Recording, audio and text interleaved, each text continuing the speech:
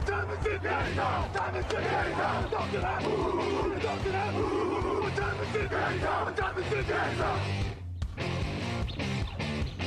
gun, Hulk left slot. Dixie left, T left. Mercedes, wide chip, Ricky. Fever left, 75, Katie, Omaha. Quick, go.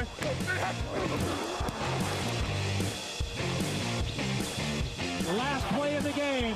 Who's going to win it? Luck rolling out to the right. Dumps it up to Donnie Avery. Yeah! Goal line. Touchdown. Touchdown. Touchdown. Touchdown. Hello, bonjour et bienvenue à tous dans l'épisode numéro 469 du podcast Touchdown Actuel. Mattei, très heureux de vous retrouver. À mes côtés cette semaine, Raphaël Masmejean est là, bonjour. Salut Alain, salut à tous. Raphaël, on va prévenir les auditeurs, on va être totalement transparent parce que ça pourrait se voir. Nous enregistrons cette émission avec une journée d'avance, fête de Noël, planning, tout ça oblige.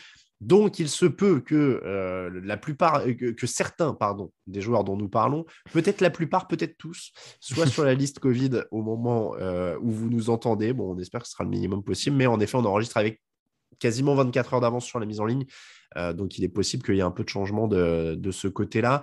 On rappelle d'ailleurs qu'au moment où on enregistre le matin même, la NFL a changé les règles. La quarantaine pour les joueurs contrôlés positifs est désormais passée de 10 à 5 jours, y compris pour les joueurs non vaccinés.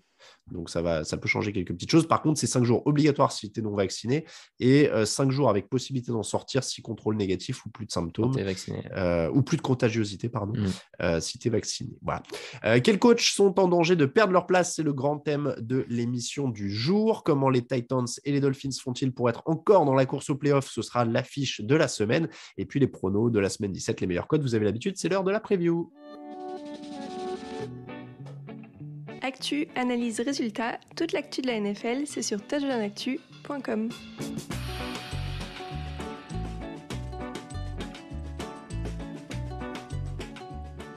Chaque année, le lundi qui suit la saison régulière est baptisé le Black Monday. Les têtes des coachs tombent, mais cette année, la NFL a annoncé au mois d'octobre que les entretiens d'embauche seront disponibles pendant les 2 dernières semaines de la saison régulière. Ça vient de commencer, donc la machine pourrait s'emballer un peu plus rapidement.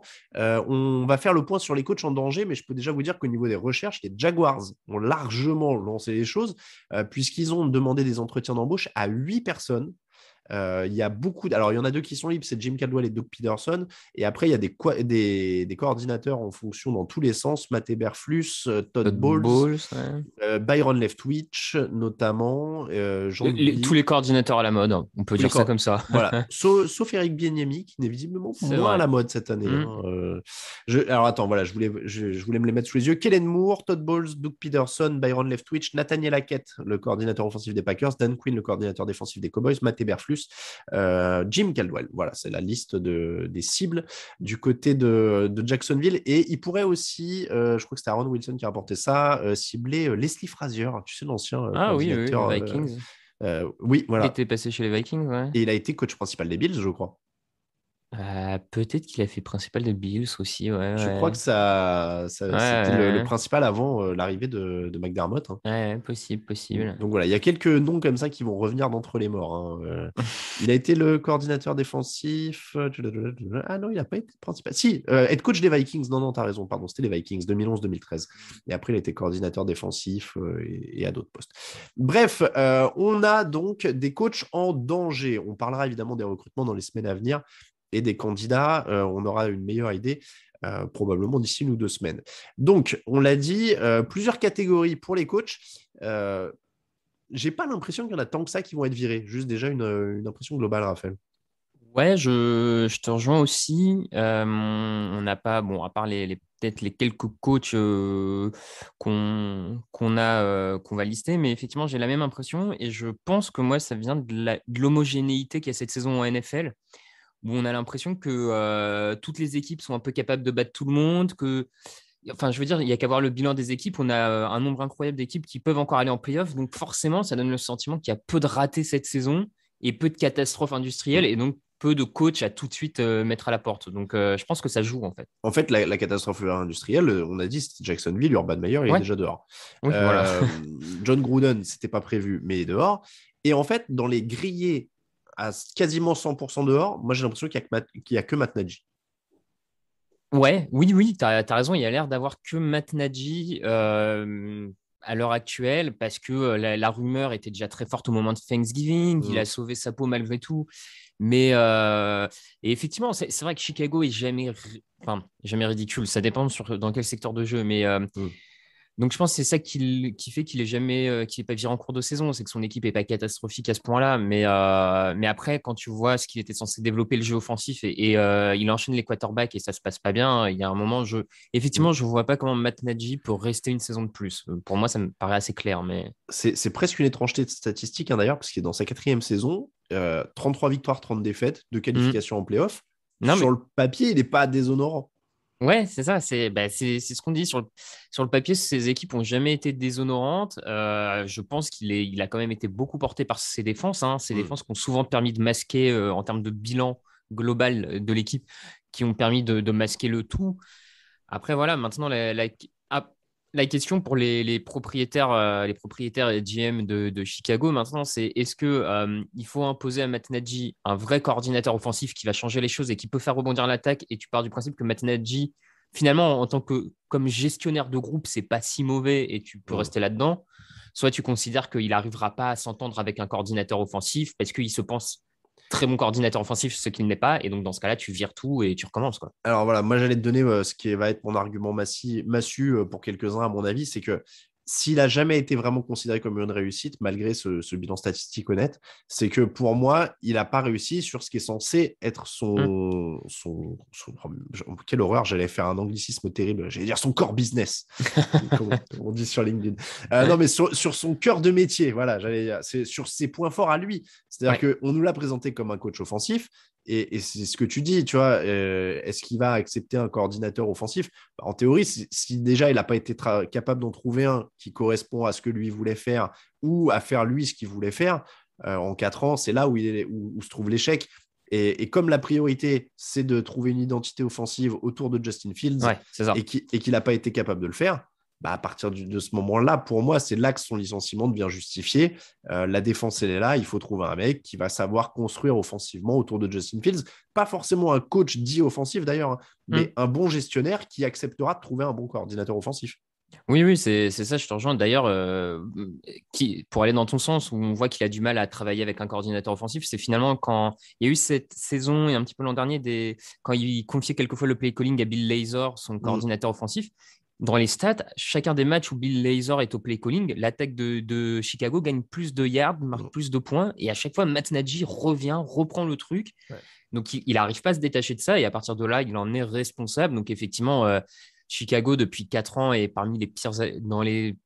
Annuellement, ils sont dans les 10 pires attaques de la ligue. Donc, à un moment, merci, au revoir. Et comme tu dis, la priorité, c'est Justin Fields. Il faut trouver quelqu'un qui va le bonifier. Donc, dans le deuxième groupe, donc je pense qu'on est plutôt d'accord pour Matt Nagy. Dans le deuxième groupe, là, il y en a beaucoup pour moi, ils se battent encore pour leur place. Et c'est pas très clair. Mike Zimmer, David Culley, Matt Rhule, Vic Fangio. On va commencer par... alors, est-ce que déjà, ça te va comme... Oui, c'est... Effectivement, c'est ceux qui, pour moi, se battent pour leur place, effectivement, ouais.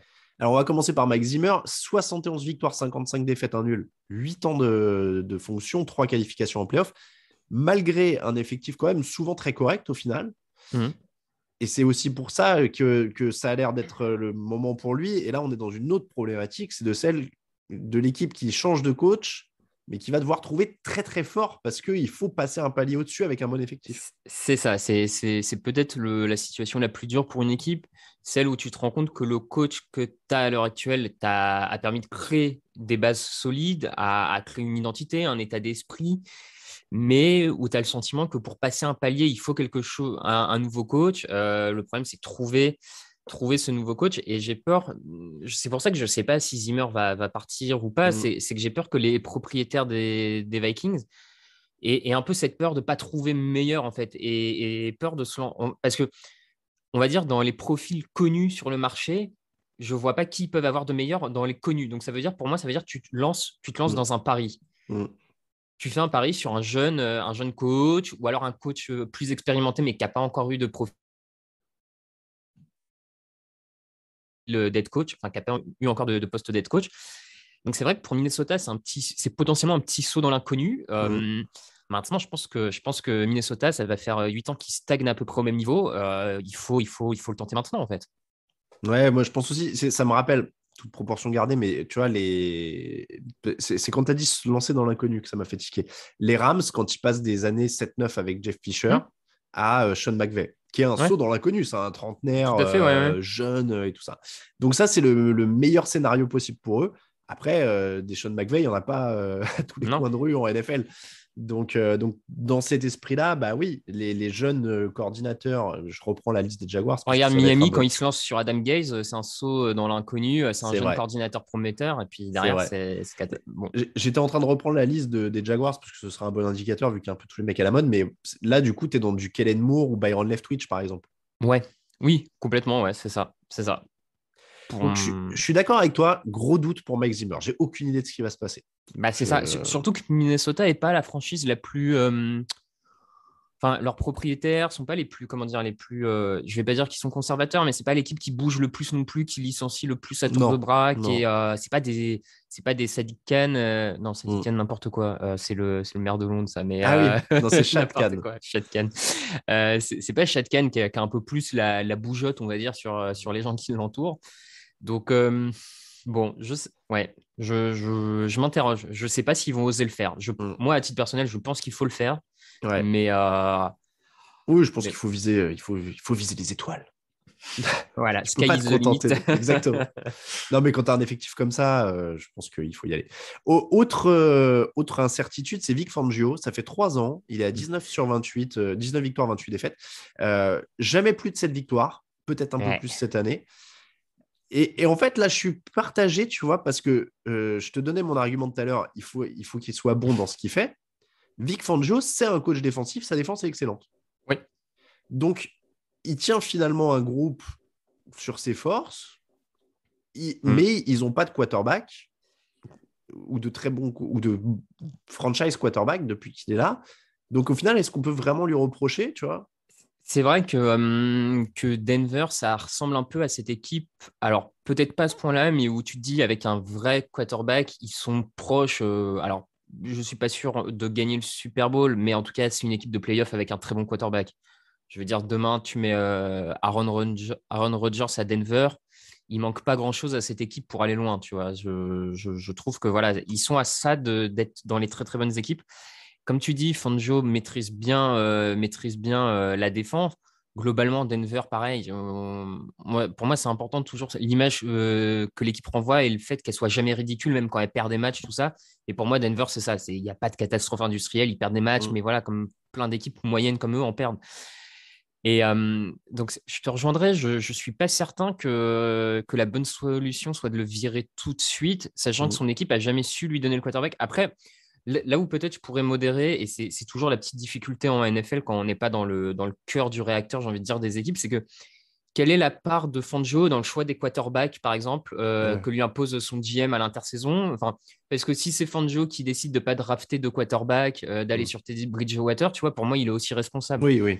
Si c'est son GM qui lui dit non, on part comme ça et toi, tu coaches avec les joueurs que je te donne, bah déjà, c'est encore une autre responsabilité.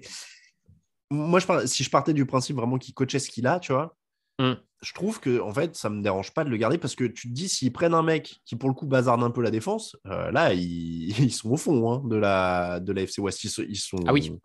Ouais, s'ils perdent cette solidité défensive, ça devient très compliqué, ça, c'est certain. Parce que tu vois, en plus, sur les matchs où Bridgewater joue correctement, il gagne. Tu vois, il fait pas d'ânerie, c'est pas un coach qui se fait remarquer particulièrement par des trucs complètement délirants. Ça me semble pas être un grand coach, mais c'est pas non plus un mec qui a plombé cette équipe, quoi. Non, je crois pas. Après, du coup, ce qui peut lui être reproché aussi, quand même, malgré tout, c'est peut-être de pas trouver le bon coordinateur offensif qui est aussi capable d'améliorer tout ça. C'est correct, mais sans plus, tu vois, même quand il y a Teddy Bridgewater, c'est vrai qu'un coordinateur offensif peut-être un peu plus talentueux pourrait faire progresser ça. Mais oui, comme tu dis, je suis pas. Moi, il me fait penser un peu à un Ron Rivera, tu vois. Ouais. Qui était à Carolina, par exemple, qui était en danger et puis qui a été au Super Bowl parce qu'il y a eu une bonne année de son quarterback, tu vois. Et donc, il y a un coach honnête Tu vois, Ouais, je suis d'accord avec toi. Je suis pas persuadé que la solution ce soit de le virer, mais après, si tu penses à trouver. En fait, c'est ça, c'est toujours pareil. Donc pour nous, c'est un peu dur à juger, mais si les propriétaires sont persuadés qu'il y a un coach meilleur et qu'ils peuvent l'avoir, bah, Oui. ça me choque pas de virer Fangio parce que je pense qu'il y a meilleur. Mm. Mais par contre, voilà, c'est vraiment, est-ce que tu. C'est incertain. C'est incertain aussi. Incertain, ouais. J'aurais peut-être dû commencer par lui dans cette catégorie des incertains parce que c'est celui qui me semble être le plus proche de Matt Nagy et de se faire virer, c'est Matt Rhule. C'est seulement la fin de sa 2e saison. Il a 10 victoires en 2 ans. Et surtout, moi, il a vraiment, depuis une semaine, ce syndrome du coach qui perd les pédales qu'on a souvent vu dans l'histoire du site, parce qu'on observe quand même les sorties presse des coachs, etc. Il y a du Chuck Pagano, il y a du Adam Gase dans ce qui se passe avec Matt Rhule depuis quelques jours. Et c'est horrible. Là, on parle même pas terrain. Je sais que c'est horrible pour lui. Mais en termes de com, il est en train de se perdre. De dire il a fallu 7 ans à Jay-Z pour être repéré, devenir une star, machin. Enfin, ça marche à 1000%, mais personne ne le voit. Enfin, mec, tu as 5 victoires. Tu fais tourner tes quarterbacks sur Cam Newton et Sam Darnold. Je te rejoins complètement. Je pense que c'est lui le plus en danger. Le plus en danger, en tout cas, si j'étais moi propriétaire de Carolina, il serait à la porte à la fin de la saison sans trop d'hésitation avec le GM. Parce que je pense que des fois, il faut pas oublier qu'il y a un duo et que le GM n'a pas beaucoup mieux géré cette histoire que lui.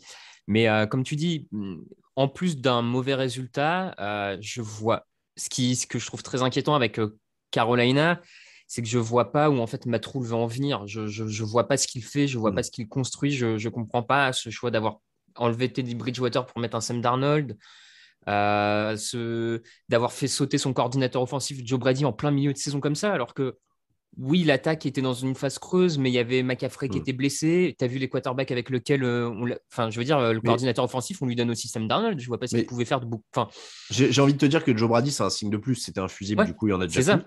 Et du coup, je trouve qu'un coach qui fait sauter son coordinateur offensif au bout d'un an en fusible, c'est jamais très bon signe quand même à ce point-là.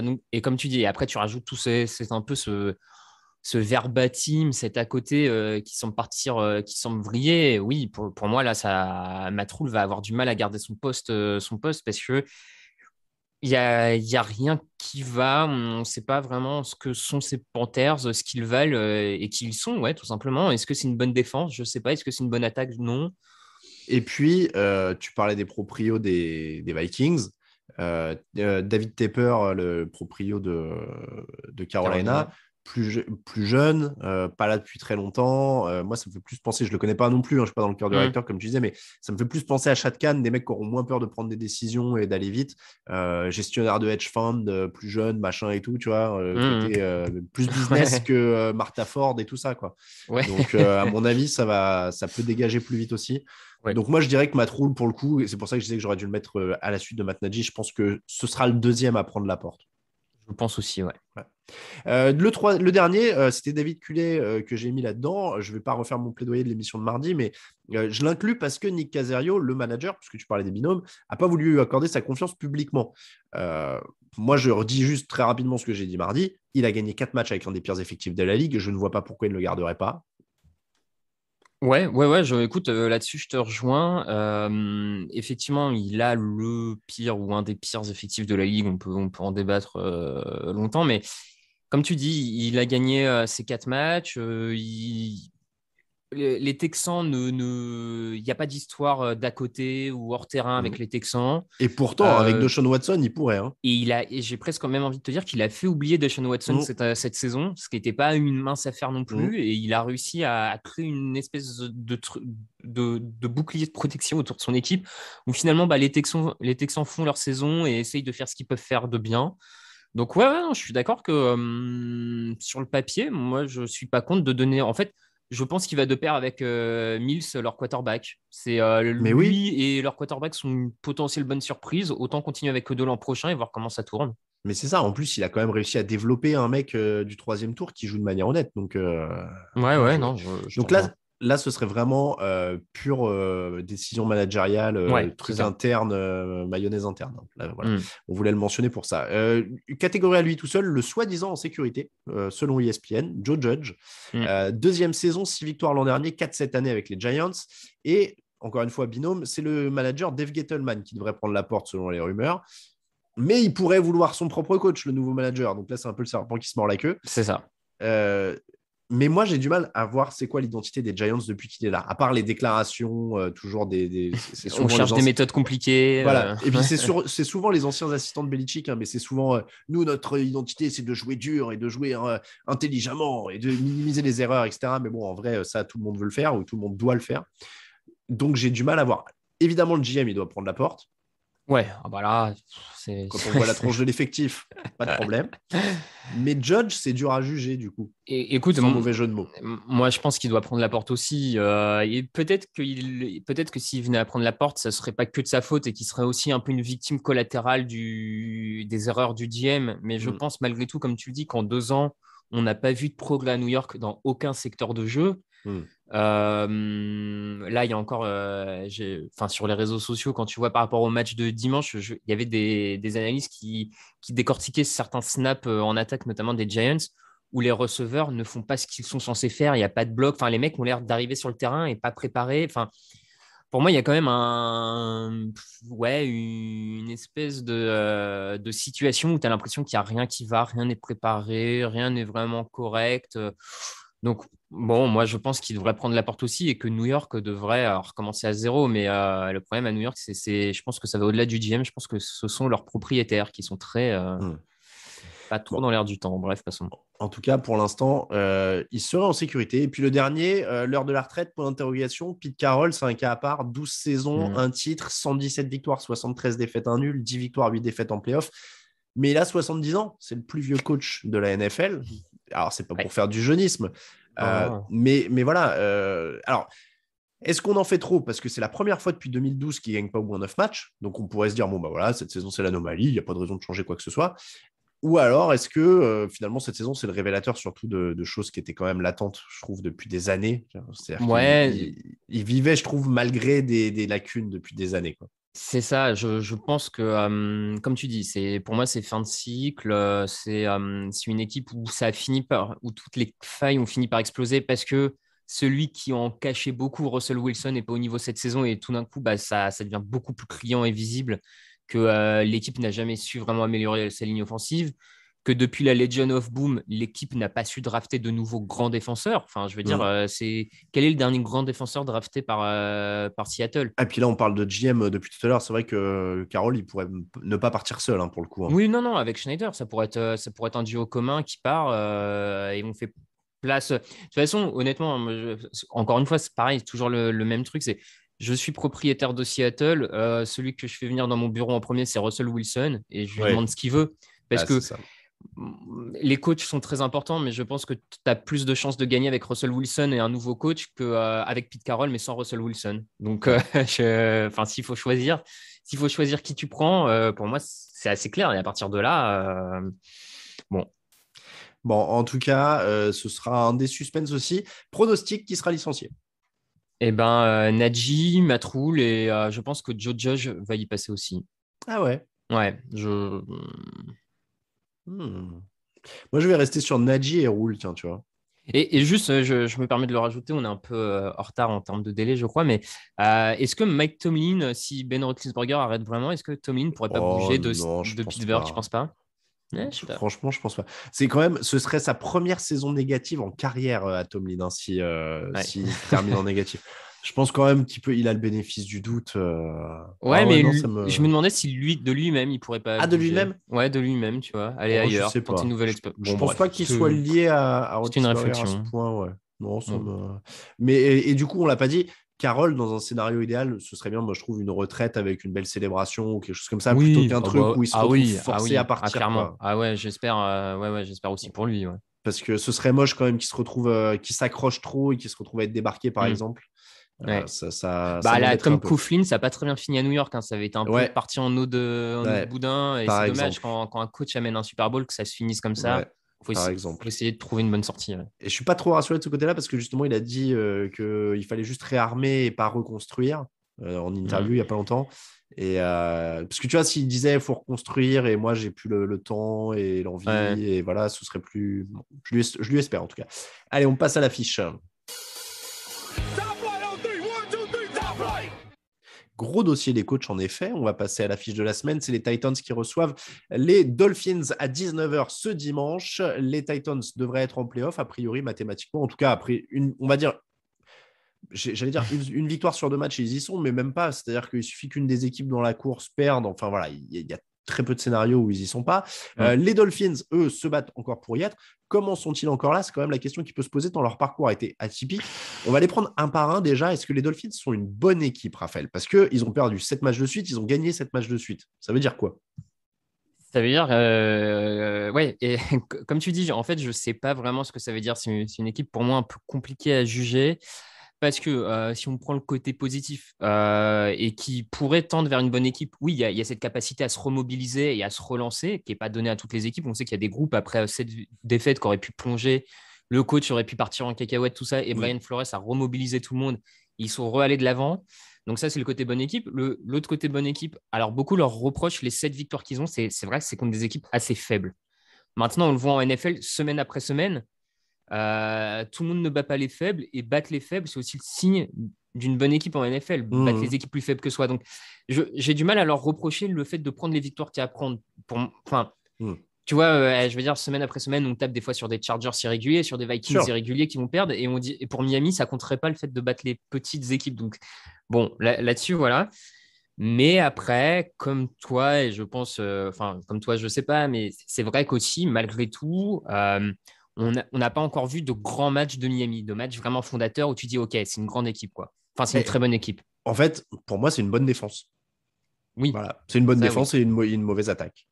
Ouais, bah, Je simplifie à mort, hein, mais ils sont 10e sur les points encaissés. C'est l'équipe qui réussit le plus de sacs en NFL. Alors, ils ont bien été aidés par New Orleans pour remonter dans le classement, mais 45 sacs leader en NFL, c'est une très bonne défense, très bien menée. Après, c'est une attaque. Je dis mauvaise, c'est pas péjoratif, c'est vraiment factuellement sur la production. C'est parce que c'est une attaque qui a des lacunes. C'est-à-dire qu'ils ont une ligne moyenne, ils ont un jeu au sol affreux, ils ont un quarterback moyen pour le moment. Oui, voilà. oui. Je ne dis pas qu'il ne va pas progresser, encore une fois. Je sais que tu as Tagovailoa, c'est un sujet de débat éternel. Mais il est moyen pour le moment. Il n'y a pas une explosivité folle, quoi. Il y a 0 explosivité dans cette attaque.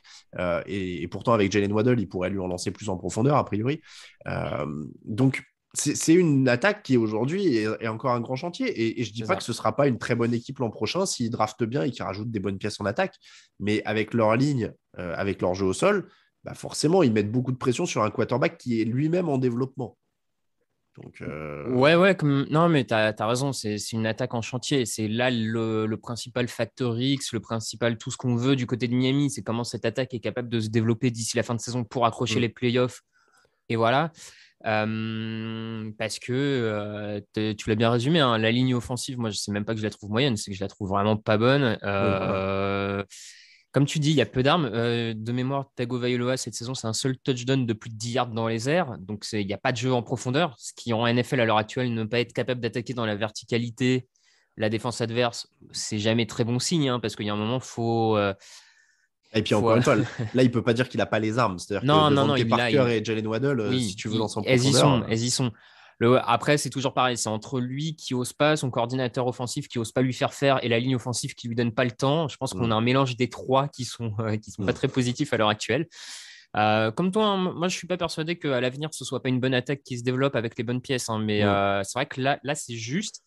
Maintenant, dans cette AFC, malgré cette justesse, ça pourrait suffire à aller chercher une place en playoff. Ça va être compliqué, le calendrier n'est pas simple. Alors, ce match, justement, est intéressant contre les Titans. C'est pour ça qu'on l'a mis en affiche. Hein. Les équipes, on a dit qu'ils avaient battu des équipes mauvaises. Ils ont battu Texans, Ravens, Jets, Panthers, Giants, Jets, Saints sans personne. Donc, en effet, le match est intéressant parce que les Titans, c'est peut-être la meilleure équipe qu'ils affrontent depuis les Ravens. C'est même sûrement la meilleure équipe qu'ils affrontent depuis les Ravens, en effet. Et je disais, Miami, c'est bonne défense, attaque moyenne. Tennessee, c'est moyen en ce moment. C'est-à-dire que c'est quand même une équipe très moyenne, mais très bien coachée. Donc il s'en sort à chaque fois. Ouais, qui s'en sort. De bons tests. Ouais, complètement. Il y a eu le retour de Edgy Brown, hein, qui a fait vachement de bien du côté de Tennessee sur le dernier match, là où vraiment on a vu la différence en attaque quand il est là ou pas. Donc ça va être un bon test pour Miami. Et de toute façon, c'est un test qu'ils sont obligés de réussir s'ils veulent aller en playoff. Il va falloir aller la chercher. Donc ils n'ont pas tellement de choix non plus. Ils peuvent mettre de la pression sur Ryan Tannehill. Miami court pas, mais enfin, la défense de Tennessee est bonne contre la course, mais vu que Miami court pas, de toute façon, je suis pas sûr que ça change grand-chose au final.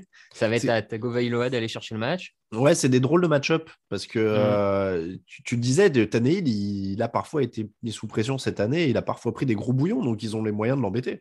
Ah oui, oui, complètement. Ouais. Ils ont les moyens de l'embêter, ça c'est sûr. Avec leur pass rush notamment, ils ont des cornerbacks qui ont bien redressé la barre hein, du côté de Miami aussi. Il y a A.J. Brown en face, mais si tu arrives à le double teamer, il n'y a plus grand-chose d'autre non plus à surveiller. C'est ça. Julio Jones liste Covid au moment où on se parle. Ouais. Dupree en défense liste Covid au moment où on se parle. Donc, c'est comme d'habitude, j'ai envie de dire, l'attaque de Miami sera une sorte de facteur X. Ouais, mais du coup, complètement. J'ai du mal à voir. De toute façon, j'ai l'impression que c'est match à petit score, quoi qu'il arrive. Parce que Ryan Tannehill et l'attaque de Tennessee vont souffrir, vu que même de toute façon, sur la qualité, il leur manque du monde. Oui, non, mais tu as raison, ils vont souffrir parce qu'ils l'ont fait toute cette saison. Ils n'ont plus vraiment de jeu au sol et on sait à quel point dans le playbook, le jeu au sol et la capacité de Derrick Henry à feinter les défenses. Je ne suis pas tout à fait d'accord. Il reste 4e attaque au sol de la ligue et de temps en temps. Tu vois, il reste 4e, mais je ne sais pas à quel point la stat est gonflée par le début de saison de Derrick Henry. Quoi. Alors, il y a un match énorme de Donta Foreman à 200 yards aussi, il y a 2-3 semaines qui fait bien monter. Dans le détail. C'est un peu les montagnes russes en ce moment. Ouais, en fait. bon.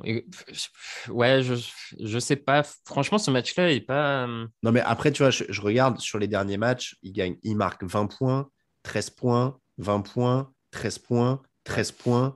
Tu vois, c'est plus, c'est plus une très grosse attaque, quoi. 13-15 points, je pense que l'attaque de Miami peut aller les chercher, hein, les 15-20 points. Sincèrement, alors, je les vois pas perdus à ce point-là en attaque, tu vois. Et bah, moi, j'allais te dire au moment du prono, mon facteur X, c'est si les Titans mettent 25 points. S'ils vont en mettre 25, en gros, ça peut le faire. En dessous de 20, autour de 20, c'est pour Miami, quoi. Ouais, je te rejoins globalement là-dessus. Ouais. Et ça le rend très difficile à pronostiquer. Ouais, ça le rend difficile parce que la dynamique, elle est un peu plus du côté de Miami malgré tout. Malgré le fait que ce soit des équipes un peu plus faibles qu'ils aient rencontrées, il y a quand même une confiance, il y a du progrès en plus, il y a du progrès. Alors que Tennessee. Ouais, mais je veux pas semer le doute, mais toutes les séries s'arrêtent aussi. Ouais, c'est vrai. Puis ça joue à Tennessee. Bon, c'est jamais facile à l'extérieur. Hein. C'est ça. Donc c'est pas, il est dur. Hein. Moi, je t'avoue que comme je suis derrière toi au prono, je pense que je vais juste prendre l'inverse de ce que tu prends. Ouais, putain, je sais pas quoi faire sur celui-là. Écoute, je vais aller sur la surprise Miami. Eh ben alors, je vais aller sur Tennessee. Je vais aller sur Tennessee, mais pas évident. Hein. Franchement, pas évident. Miami qui joue donc Tennessee et les Patriots en dernière semaine. Donc, ça va être très difficile pour eux d'accéder aux playoffs. Mais voilà, on l'a dit, ils ont les moyens, en tout cas au moins défensifs, d'y aller. Pour les autres matchs, on est parti sur les pronos. It's time, baby! Make it special tonight! Make tonight special! It's our night, and it's our division. It's our time to go win it. We're gonna start fast and finish strong. Yes, sir. Here we go. Work on three. 1, 2, 3, work!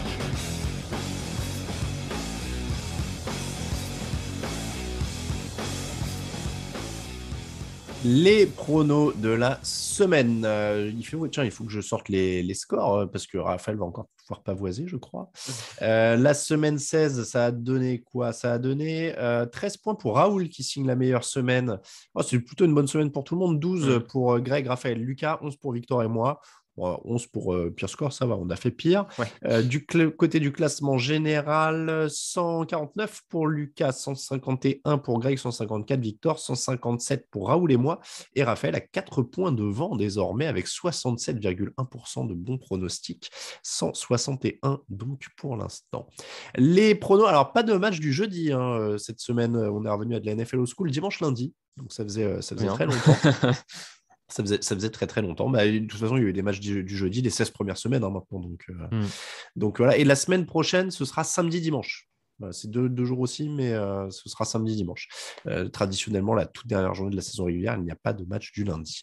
Donc dimanche 2 janvier, on passe directement à 19h le dimanche. Buffalo Bills, Atlanta Falcons. Les Bills sont l'équipe qui prend le moins de yards dans toute la ligue contre Atlanta. Alors je sais que Kyle Pitts c'est bon, mais Mais bon, mais bon, Kyle Pitts, c'est bon, effectivement, mais on voit bien l'attaque d'Atlanta est trop limitée, la défense est en difficulté.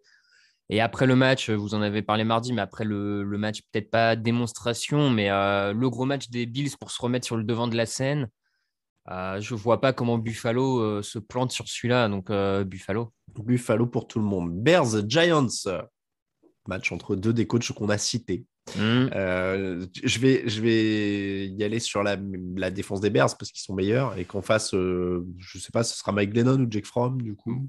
Ouais, Jake Fromm sans doute. Comme tu dis, je vais aussi aller sur la défense de Chicago. New York a du mal à dépasser 10 points. Je pense que Chicago peut mettre plus que 10 points, donc Chicago. Ah oui, alors attends, j'ai même pas. Je faisais les totaux de points de Tennessee depuis quelques matchs. C'est vrai que ça doit être intéressant pour New York. Ça donne quoi? Ça donne 10, 6, 21, 9, 7, 10.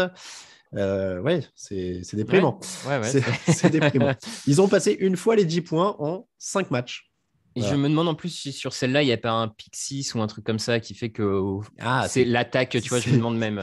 C'est tout à fait possible. Attends, ils ont marqué Ijapeni passe. Non, ils ont marqué 3 touchdowns ce jour-là. Je suis méchant. Voilà. Après, il y en a 2 qui sont bon le garbage time parce qu'il y avait 37-7 et ils en mettent 2 à la fin. On va peut-être pas non plus s'enflammer. Bears pour tout le monde. Bengals, Chiefs, ça aurait pu être notre affiche de la semaine. C'était la plus sexy. On s'est dit qu'on avait beaucoup parlé quand même de ces deux équipes. Donc, on a fait Miami et Tennessee. Les Bengals, c'est très fort, notamment en attaque. Est-ce qu'ils peuvent tenir? Parce que les Chiefs, c'est top 5 sur les points marqués et sur les points encaissés. Ils sont sur une énorme série. Donc, c'est un vrai bon test pour Cincinnati, là. Ouais, c'est un sacré test pour Cincinnati. On l'a vu encore, hein, ils ont pas mal arrosé, notamment en profondeur là, contre les Ravens. Ils ont profité des absences du côté de Baltimore pour ça. Kansas City n'est pas l'équipe qui défend le mieux le jeu en profondeur. Donc, Chase pourrait avoir des match-ups assez intéressants. Et puis, la ligne défensive de Cincinnati pourrait quand même mettre pas mal de pression sur Patrick Mahomes. Hein, c'est assez intéressant. Ouais, ça peut être un vrai beau. Je pense que Cincinnati peut accrocher un peu en termes de scoring.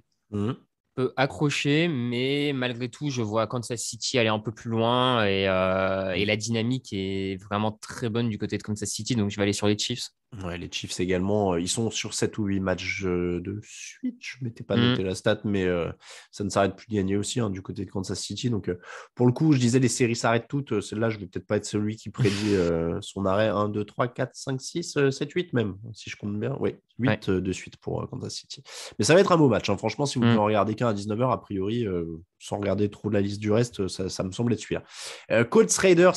Les Raiders qui sont quand même une équipe moyenne maintenant, notamment contre le sol, ils ont perdu 22 ballons cette année, moins 9 sur les turnovers. Et je parle de sol et de turnover, évidemment, ce n'est pas innocent. Hein. Les Colts ont volé 31 ballons, ils sont deuxième en NFL, ils ont un gros jeu au sol. Il me semble avoir les armes, même si pas de Carson Wentz. Et c'est ça la grosse intrigue du match. Donc, du coup, a priori, ça serait Sam Ehlinger, titulaire au poste de quarterback. Oui. Alors, je me permets, je te coupe juste pour une précision. J'ai un truc, c'est l'histoire de la quarantaine qui est réduite de 10 à 5 jours. Je me demandais si du coup c'est rétroactif ou. Enfin, ça s'applique dès maintenant, je suppose. Bah ouais. Donc, si je compte bien, il a été mis sur la quarantaine mardi, mercredi, jeudi, vendredi, samedi, dimanche. Est-ce qu'il pourrait sortir dimanche matin? Non, a priori, non. D'accord. Bon, donc Sam Ehlinger, issu de la fac de Texas. Samuel George Ehlinger, né en 1998. Crois-tu en lui? Belle fiche. Je ne crois pas particulièrement en lui. Maintenant, je pense que de toute manière, Indianapolis va essayer de gagner le match au sol en donnant le ballon à Jonathan Taylor et ça pourrait suffire. Même si Las Vegas m'a un peu surpris la semaine dernière en défendant bien contre la course, contre les Broncos. Après, je crois que la ligne d'Indianapolis est encore un peu meilleure et que le jeu au sol est encore un peu meilleur. Donc, je vais aller sur les Colts pour ça. Mais ça pourrait être un match piège pour Indianapolis face à une équipe des Raiders qui est. En fait, ce qui m'embête, c'est que les Raiders, malgré tout, même s'ils ont battu Denver, encore une fois, offensivement, c'était pas casser ça cassait pas 3 pattes un canard. Donc, je vais aller sur Indianapolis. Et Ehlinger, c'est un choix du 6e tour. Je précise pour ceux qui ne le connaissent pas. Il était à la fac de Texas. Je suis en train de regarder ses stats universitaires. 26 touchdowns à la passe pour 5 interceptions et 8 touchdowns au sol. Ça m'inquiète un peu parce qu'en dessous de 53 touchdowns, je crois, à la passe par mois même. Hein. Par mois. C'est pas un super prospect. Donc, je sais pas. Non, ça m'inquiète un peu. C'est clairement le genre de match où tu peux te flinguer bêtement. Je vais aller sur les Colts aussi parce qu'ils sont vraiment sûrs de leur identité et tout ça. Mais c'est vraiment pas une bonne nouvelle, quoi. Non.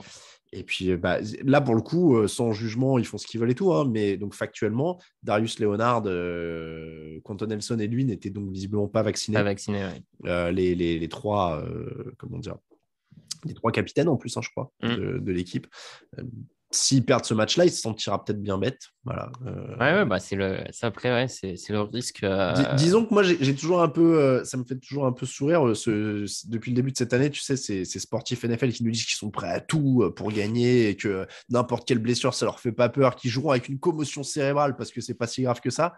Et puis derrière, ils ont peur de la piqûre comme un gamin de 12 ans. Bon, et encore 12 ans, je suis généreux. Bref, pourquoi pas. Encore une fois, chacun fait ce qu'il veut, évidemment, pas de jugement. Colts, du coup, pour toi? Ah oui, quand même. Allez, Colts pour tout le monde. Patriots, Jaguars, ils vont pouvoir se relancer, les Patriots, a priori. Les Jaguars sont la pire attaque de la ligue, c'est pas beaucoup mieux en défense. Voilà, t'as à peu près tout dit. Je vois pas dans quel monde Bill Belichick se fait avoir sur ce match-là en termes de coaching. Et comme tu dis, ils ont besoin de se relancer. Celle-là, ils vont la prendre par sérieux, on va dire. Patriots pour tout le monde. Donc Saints, Panthers, les Saints ont une meilleure défense. Mais il faut absolument des retours Covid en attaque quand même un peu, non? Parce que là, vu la tronche de leur attaque la semaine dernière, tu vois, la défense des Panthers n'est pas non plus affreuse, quoi. Donc, non, elle n'est pas affreuse.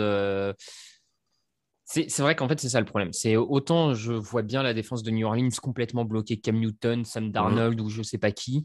Ça, j'ai pas trop de doute là-dessus. Mais comme tu dis, il faut quand même aller marquer des points. Et sur ce qu'on voit depuis 2 semaines du côté de New Orleans... Bon. C'est ça le problème, quoi. C'est que s'il suffit de marquer 10 points pour gagner. Alors, la bonne nouvelle, effectivement, ce qui pourrait être effectivement la bonne nouvelle, c'est si New Orleans retrouve ses joueurs sur sa ligne offensive, parce qu'on a vu que c'est quand même ça qui a fait beaucoup mal aussi. C'est qu'il y a N'Bouk qui était, je crois, sur plus de 50% des snaps sous pression. S'il a un peu d'aide sur sa ligne, peut-être qu'il aura un peu plus le temps de développer un jeu aérien et qu'il pourrait aller chercher les points suffisants. Mais sans avoir de certitude sur sa ligne offensive, c'est un peu un risque, ce pari. Je vais quand même aller sur les Saints parce qu'ils sont à la maison en plus. Mais bon. Ouais, c'est un match très difficile. Je vais rester sur les Saints aussi, mais pas ultra convaincu. Les Jets contre les Buccaneers, ça sent aussi la remise en place du côté de Tampa. Alors, ils ont déjà gagné, mais je veux dire, ils vont remettre les Jets en place. Même avec des blessés, là, il y a une vraie équipe sérieuse. Enfin, ça va pas être Trevor Lawrence qui se met à bafouiller dans les dernières secondes, quoi. Non, c'est sûr qu'il y a moins de chances que ça arrive avec Tom Brady. Donc non, ça va être assez, c'est assez solide à Tampa Bay de tous les côtés pour battre sans trop de problèmes New York. Enfin, clairement, je vois pas trop. Le seul truc qui pourrait être, c'est comme ils sont sûrs d'avoir le titre de division, c'est un petit relâchement, mais en même temps, tu peux encore essayer de prendre la première place au cas où Green Bay se plante. Donc non, Tampa va être sérieux. Donc victoire de Tampa. Tampa Bay, Tennessee, Miami, donc tu as dit Miami, j'ai dit Tennessee. Washington, Philadelphie, les Eagles sont qualifiables pour les playoffs avec une vraie identité, ce que Washington n'a pas l'air d'avoir vraiment d'ailleurs en ce moment. Non, parce que Washington a un peu perdu. On pensait en début de saison que leur identité, c'était la défense, puis on ne voyait pas la défense. Elle est un peu revenue, mais c'est un nouveau un peu perdu. On voit même que les joueurs se battent entre eux sur le banc de touche. Et puis offensivement, c'est toujours le pas le marasme ambiant, mais on ne sait jamais trop quel Taylor Haynes, Nikita. Il n'y a pas vraiment de jeu au sol, enfin pas tout le temps. Moi, je vais aller sur Philadelphie parce que depuis le début de saison, ils sont... Enfin, depuis la semaine 8, plutôt précisément, ils sont sur une assez bonne dynamique pour que l'identité offensive, effectivement, soit suffisante pour aller l'emporter dans ce genre de match. Tout pareil, Eagles pour moi. Chargers, Broncos, on passe à 22h. Si c'est toujours Drew Lock, a priori, il n'y a pas de match. Si c'était Teddy Bridgewater, les Chargers sont quand même favoris. Donc, en plus, ils aiment... Alors, après, les Broncos aiment courir et les Chargers défendent mal la course. Ah, ça, ils défendent très mal parce que quand on voit ce qu'ils ont pris contre les Texans et Rex Burkhead et qu'ils font passer pour Adrian Peterson. Ouais, voilà, pour Adrian Peterson. Grande époque. Ouais, ça fait un peu peur pour la suite, mais effectivement, je pense que Los Angeles va se reprendre et a toutes les armes, notamment offensives, pour faire mieux. Maintenant, ils ont tellement déçu face aux Texans que je ne mettrai pas ma main non plus à couper. Mm. Je vais y aller avec Los Angeles, mais attention, effectivement, il pourrait aussi se faire avoir une grosse défense à Denver, jeu au sol.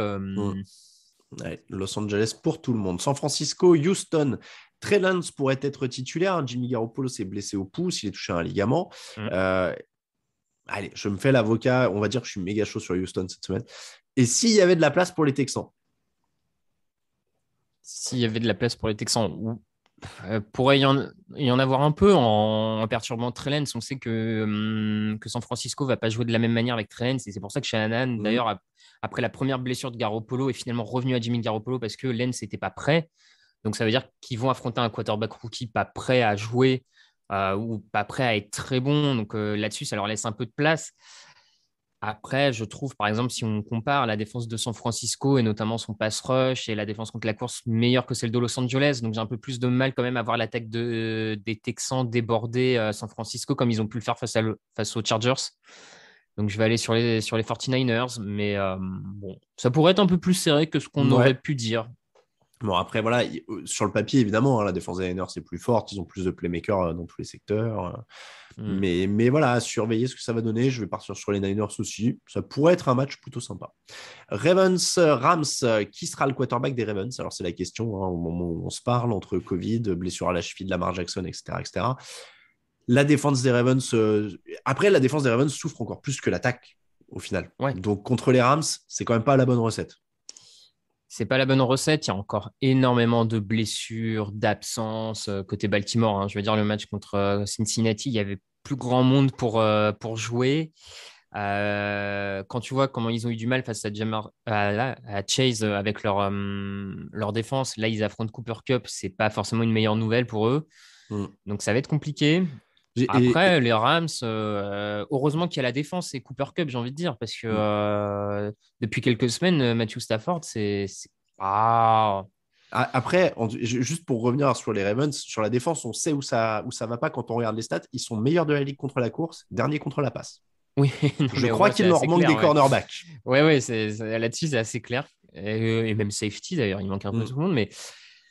Je vais aller sur Los Angeles parce que voilà, il y a moins de blessures, il y a moins d'absents, mais franchement, Baltimore étant bien coaché, je me dis, ça pourrait être surprenant. Ouais. Et puis Stafford, moi je suis pas rassuré par Stafford depuis 3-4 semaines. Donc, Bon, là, il a une occasion de se refaire.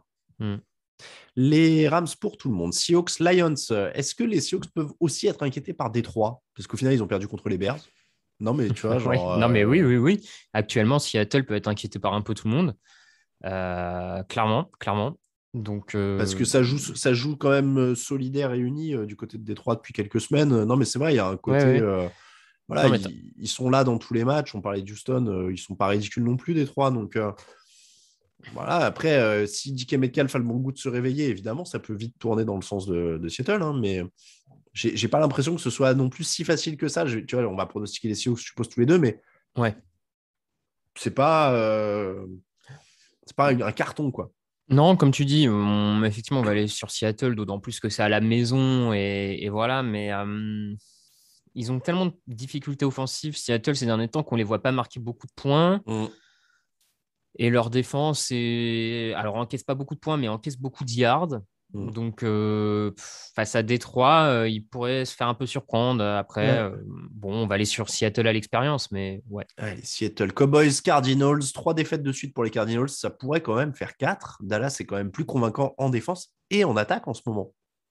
Oui. Ils sont bien revenus là, sur le dernier match. Dallas est quand même très, très bien revenu offensivement, on va dire ça comme ça. Les Cowboys sont clairement sur la meilleure dynamique à l'heure actuelle. Il y a, comme tu dis, des deux côtés du terrain et peut-être même en meilleure dynamique en termes de coaching. J'ai envie de dire, ils sont peut-être plus inspirés sur le coaching que ne l'est Arizona à l'heure actuelle. Donc après, c'est dans ce genre de situation où Dallas nous déçoit ces dernières années. Donc, c'est vrai. Moi, j'allais dire l'intérêt du match. L'intérêt du match, c'est de voir si Dak Prescott confirme la semaine dernière.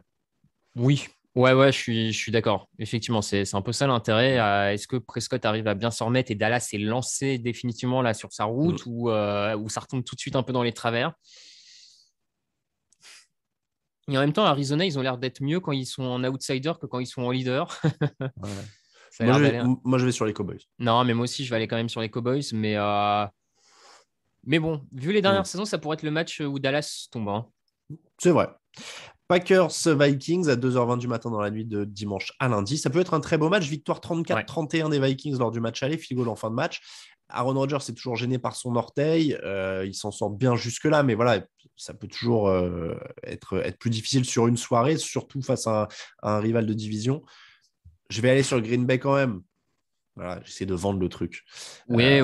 Mais en vrai, hein, ça peut être un match serré. Ah oui, ça peut être un match serré. On voit très bien que Minnesota se met souvent au niveau de l'adversaire et ils sont capables de produire un très beau match. Pareil, je vais aller à Green Bay. Avec Green Bay, c'est à la maison, etc. Mais bon, t'es pas à l'abri d'une grosse perf offensive de Minnesota et d'une bonne perf de la ligne défensive des Vikings. Bon, pourquoi pas, mais Green Bay quand même. Les Steelers contre les Browns, ce sera le dernier match du lundi de la saison à 2h15 dans la nuit de lundi à mardi. Donc, deux équipes mal en point. Après, les Steelers tombent tellement des deux côtés du ballon en ce moment qu'on a du mal à les voir se reprendre. Ouais. Miles Garrett a mal aux adducteurs et est incertain. Ça pourrait évidemment être un très, très gros facteur. Ça peut être un très gros facteur parce que quand on voit comment est en détresse la ligne offensive de Pittsburgh, s'ils n'ont pas Miles Garrett à gérer, ça leur retire une sacrée épine du pied quand même, hein. C'est sûr. Donc, c'est pas évident. C'est à Pittsburgh. Cleveland, on a cru qu'ils étaient pas mal contre Green Bay. Et puis, il y a eu toutes ces petites erreurs. Alors, pas forcément aidées par l'arbitrage aussi, hein, mais bon, en NFL, cette saison, voilà, c'est une constance. Je sais pas, tu vois. Et en même temps, je me dis, c'est dans ce genre de match que l'expérience Roethlisberger, Tomlin. C'est vrai aussi. C'est aussi dans ce genre de match. Alors, c'est vrai je suis un peu embêté. Mais Nick Chubb était en forme contre Green Bay. Moi, je dirais Browns, mais je vais aller avec Cleveland parce que fin de cycle peut-être quand même à Pittsburgh. Je vais aller avec Cleveland, mais tu sais quoi, si tu joues les Browns, je vais jouer Pittsburgh. Bah ouais, j'y vais avec Cleveland, mais je suis pas hyper convaincu là. je tente de reprendre un point, je vais jouer Pittsburgh alors, dans ce cas-là. Pas la folie, ouais. Cela nous donne tous les pronos de la semaine. On passe aux cotes.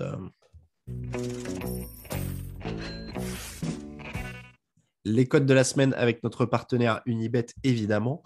N'hésitez pas à cliquer les liens, ils sont sur le site et sur nos réseaux sociaux. Voilà. Comment ? Non, je dis que cette semaine, il y a beaucoup d'écart sur les cotes. Oui, il y a des favoris très très nets. Mais par contre, je vois, parce qu'on vient d'en parler, que les Steelers à 2,26, du coup. Ouais. Ah bah oui. Les Steelers à 2,26, ça fait sens. Les Browns ont attiré 82% des paris au moment où on se parle. Donc, c'est à 2,26 pour Pittsburgh. Ça en fait un. Qu'est-ce que tu vois d'autre ? Écoute, moi j'avais envie, j'ai parié sur Miami, donc j'irai bien vers Miami. Ils sont à 2,33. 2,33, c'est pas mal, ouais, en effet. Et puis, est-ce qu'on tente les Raiders contre les Colts du coup ? Parce que c'est 2,98. Ouais, quand même. Ouais, c'est pas mal. Hein. C'est pas mal. Il n'y a pas de quarterback titulaire à Indianapolis. Ouais, allez, je suis pas hyper convaincu serein, mais allez. C'est un gros combiné. C'est un gros combiné. J'ai fait plus, dans la vidéo réseaux sociaux Unibet de la semaine, j'ai fait plus conservateur. Donc, comme ça, vous aurez les deux versions. Steelers, 2,26. Dolphins, 2,33 contre les Titans. Et Raiders, 2,98 contre les Colts. Mais encore une fois, les Colts avec un quarterback rookie du 6e tour. Pourquoi pas. Et donc, ça fait, vous pouvez évidemment les jouer séparément. Et si vous voulez les mettre les trois en combiné, ça fait 5 € misés, 78,46 € de gain potentiel. Ouais, ça fait un gros combiné. Hein. Du coup, le YOLO peut être très, très YOLO. Les Texans, j'ai dit, est-ce que les Texans peuvent faire un truc contre les Niners ? C'est 5,40. Hein. Wow. Quand même. Non, mais je dis ça. Voilà. Alors, plus sérieusement, les Panthers contre les Saints dépeuplés. Ouais, contre les Saints dépeuplés, suivant comment tournent les retours Covid. Ouais, tu vois, dans un YOLO, les Panthers sont à 3,15. Ouais. Bon, les Lions contre Seattle, j'ai du mal à. Ouais, j'ai quand même du mal. Ça aurait été à Détroit, je t'aurais dit, allez, on le tente. Là, à Seattle. Même New York contre les Bears, j'ai du mal. Ouais, non, j'y crois pas. À la limite, les Cards à 2,65. Hein. Tu n'auras pas souvent l'occasion d'avoir Arizona à 2,65. Hein. C'est vrai. Et donc avec Minnesota, avec les Cowboys qui se font dessus. Ouais. Allez.